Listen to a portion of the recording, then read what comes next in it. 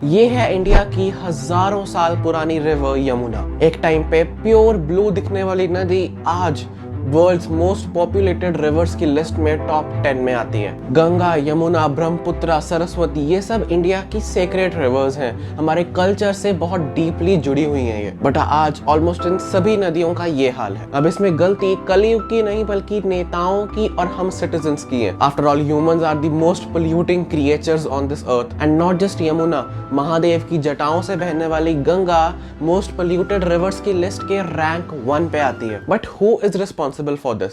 Delhi CM Arvind Kejriwal, जो पिछले कई सालों से वादा करते आ रहे हैं कि वो यमुना को साफ करवाएंगे, क्या वो कुछ कर पाए? क्या सेंट्रल गवर्नमेंट फैक्ट्री से निकलने वाले इलीगल केमिकल वेस्ट को रोक पाई? क्या टूरिस्ट हमारी इन पवित्र नदियों को साफ रख पाए? सब कुछ जानेंगे आज इस वीडियो में। Let's start. अब कहने को तो हर देश की तरह इंडिया में भी बहुत सारी रिवर्स हैं, पर हमारे देश में इन रिवर्स को सिर्फ नदियां नहीं बल्कि माँ का दर्जा दिया जाता है। इसीलिए तो जब इन्हें वर्ल्ड मोस्ट पोल्यूटेड रिवर्स की लिस्ट में देखते हैं तो थोड़ा बुरा लगता है एंड बहुत गुस्सा आता है। ऑलमोस्ट हर सर्वे और इंडेक्स के according world's most polluted river है गंगा एंड यमुना भी इसी लिस्ट में शामिल है। ऑल्थो टॉप 10 में कई वेस्टर्न और यूरोपियन देशों की रिवर्स भी शामिल है, बट दिस डजंट मीन कि ये नॉर्मल है। अब अच्छी भली नदियों का ये हाल हुआ कैसे, उसके लिए हिस्ट्री में थोड़ा पीछे चलते हैं। यमुना गंगा का मेंशन भारत के एंशिएंट स्क्रिप्चर्स ऋग्वेद और अथर्ववेद में भी मिलता है। ऑफिशियली गंगा का पहली बार मेंशन किया था एक यूरोपियन ट्रैवलर मेगास्थेनेस ने। साल 1909 तक यमुना बहुत साफ सुथरी थी,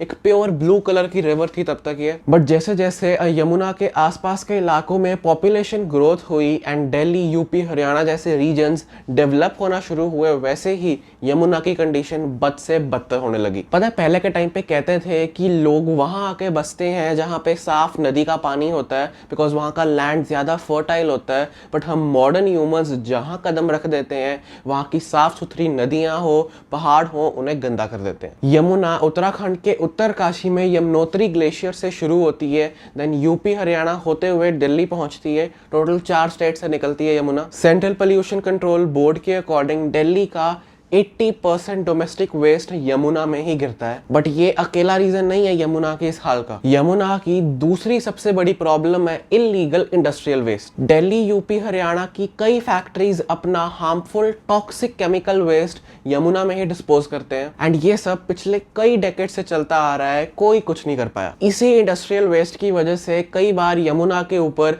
थिक व्हाइट फोम तैरती हुई मिलती है। Untreated domestic waste and illegal industrial waste, ये 2 सबसे बड़े कारण हैं यमुना के इस हाल के पीछे। अब दिल्ली की मोस्ट फेमस पार्टी आम आदमी पार्टी के अरविंद केजरीवाल जी हर इलेक्शन से पहले कहते हुए मिलते हैं कि हम यमुना को साफ करवा देंगे, हमें इस बार जिता दो, 5 साल दे दो, हम यमुना को साफ करवा देंगे, अगले इलेक्शन से पहले आपको यमुना में डुबकी लगवा देंगे।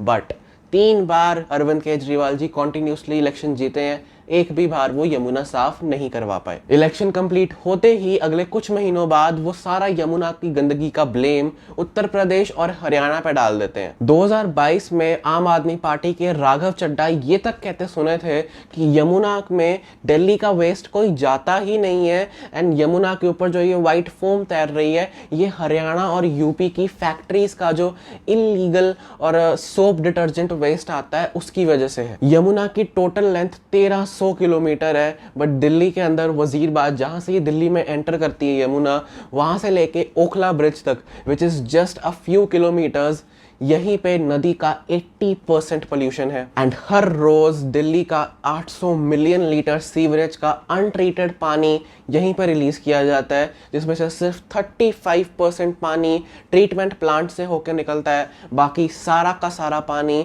गंदा, full of viruses, bacterias and dirt. Central pollution control board के अकॉर्डिंग यमुना में heavy metals like chromium and iron की मात्रा बहुत ज्यादा है। क्रोमियम की जो एक मात्रा किसी नदी में होना नॉर्मल है, उससे 11 टाइम्स ज्यादा क्रोमियम यमुना में है एंड आयरन जितना होना नॉर्मल है उससे 77 टाइम्स ज्यादा यमुना में है। ऐसा तभी होता है जब अनट्रीटेड सीवरेज का पानी नदी में गिराया जाएगा एंड अगर इस सब टॉक्सिक केमिकल्स का इफेक्ट सॉइल पे, देन फ्रूट्स एंड वेजिटेबल्स पे आया तो वही खाना हम खाएंगे एंड हमारे ब्रेन, लंग्स जैसे वाइटल ऑर्गन्स डैमेज होंगे। ट्विटर पे जब भी यमुना की बात बात होती है तो अरविंद केजरीवाल की वो 3-4 पुरानी वीडियो सामने आ जाती हैं जब वो हर इलेक्शन से पहले यमुना को साफ करने का वादा करते थे।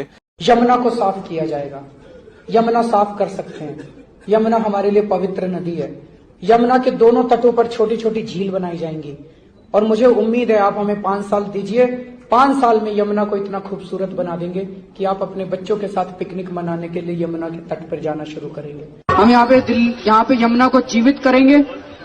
आज यहाँ पे एक छोटा सा कार्यक्रम है, 5 साल के अंदर अपने को ऐसे करना है कि दिल्ली के एक एक व्यक्ति को यमुना के तट के ऊपर लाना है और एक एक व्यक्ति को यमुना के लिए गौरवान्वित महसूस करवाना है कि हाँ, दिल्ली में जो यमुना बह रही है वो हमारी अपनी यमुना है और ये दिल्ली की लाइफलाइन है। और अपने को यमुना साफ करनी है, यमुना नदी भी साफ करनी है।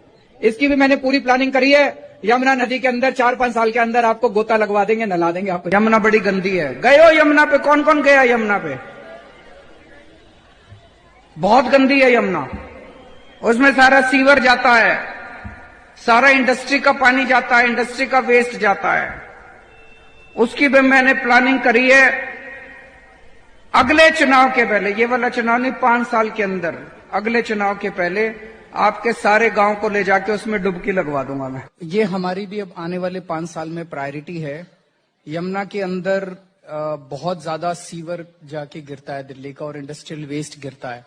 उसको हमने सारा आइडेंटिफाई कर लिया है और उसको पूरा प्लान किया है और मैं पूरे विश्वास के साथ कह सकता हूं कि अगले 5 साल में यमुना को इतना साफ। आप लोगों में से कौन कौन गंगा नहा के आया हुआ है?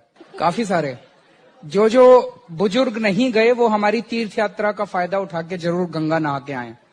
और अगले 5 साल, ये चुनाव छोड़ के अगले चुनाव के पहले आप सबको यमुना भी नहलवा देंगे। मैं आपके साथ डुबकी लगाऊंगा।